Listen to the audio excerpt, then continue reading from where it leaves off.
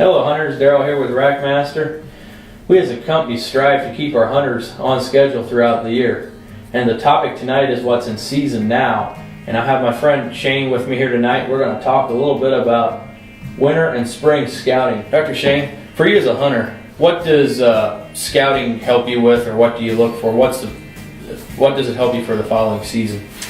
Well, it lets you know what deer are there, and that's the key when you're scouting any time of year. You're trying to figure out what deer are there. If you can, who made it through the hunting season. If you were following particular bucks, you'd like to find out who made it through the season, who's going to be there for next year, and kind of some of their patterns, where they're liking to hang out and things like that. And also, if there was a large buck in the area that you were hunting and he got removed, a hunter harvested him, it kind of creates a vacuum. And big bucks like to be away from each other in the fall and in the winter, and so when one buck is removed, a lot of times a new buck will come to that area. If he felt pressure in the area he was in, he might move in.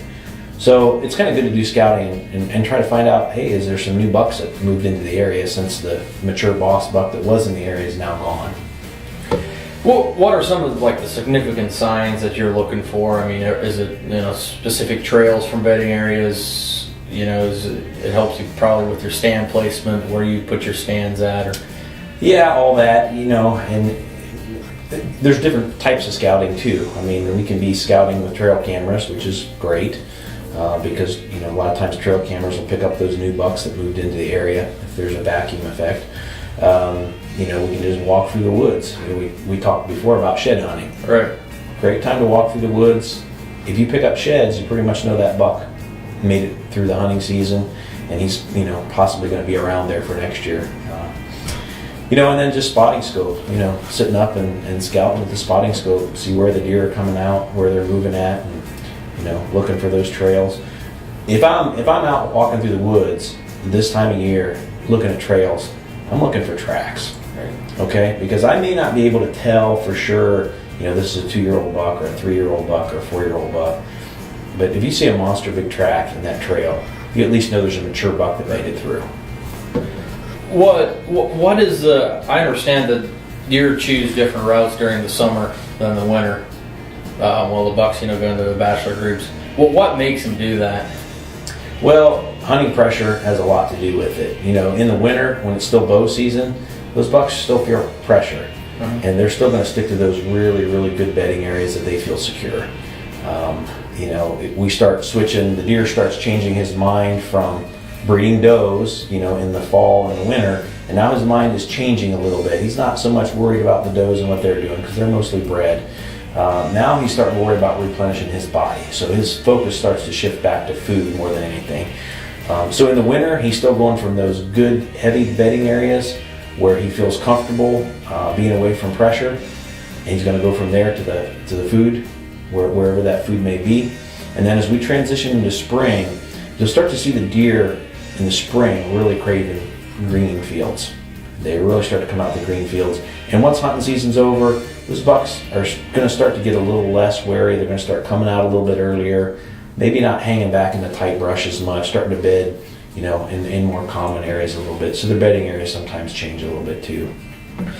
You kind of answered my next question there, which is great. Maybe you just want to say it again and explain it. But what is the key difference between the winter and the summer routes? Like you mentioned, a buck will still stick to his heavy bedding area and travel to food. I mean, will you see the buck farther away from the bedding area?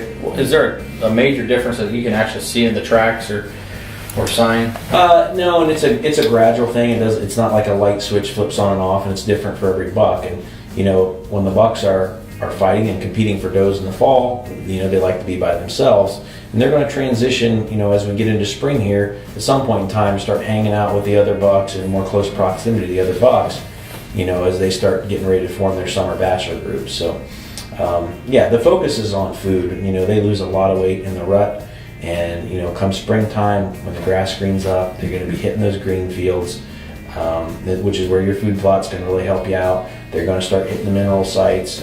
They know, their body tells them they need to intake mineral in order to grow that next set of racks.